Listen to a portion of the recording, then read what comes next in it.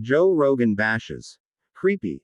Teachers pushing gender ideology with cartoon pornography. F-ing loons. Rogan declared that parents have reasonable concerns about books in school libraries featuring explicit illustrations of oral sex.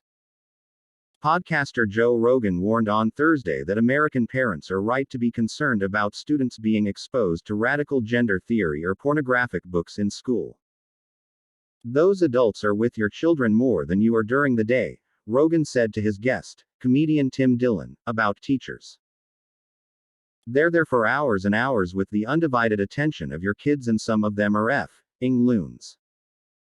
Rogan went on to note, some of them think that they have a job to do, to remove the programming of the parents that they don't agree with.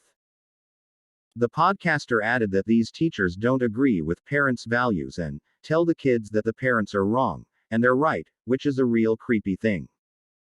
Rogan followed by warning that someone can get into your kid's head with questionable and debatable ideas that they're trying to push as doctrine. Dillon noted, as somebody who's been out of the closet for years and years and doesn't hide anything, I don't think 6-year-olds should be taught about any sexuality. It has nothing to do with their lives. Later in the conversation, Rogan acknowledged that parents have legitimate examples of books with graphic images that should not be in schools, pointing to books where they were showing explicit oral sex, they were showing illustrations of oral sex, and said, it's crazy. He also said that some books have written about lust and wanting someone, to the point where it's essentially cartoon pornography.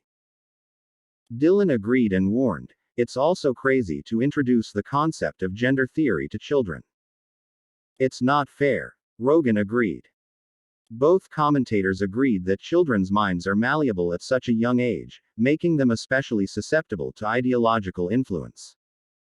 Rogan noted one other disturbing aspect of transgender ideology in society is the omission of people who have since turned away from it. Another thing that really scares me is there does not seem to be a lot of attention paid to detransitioners, he said. He added, when you're celebrating transgender people, you have a responsibility to speak about detransitioners as well.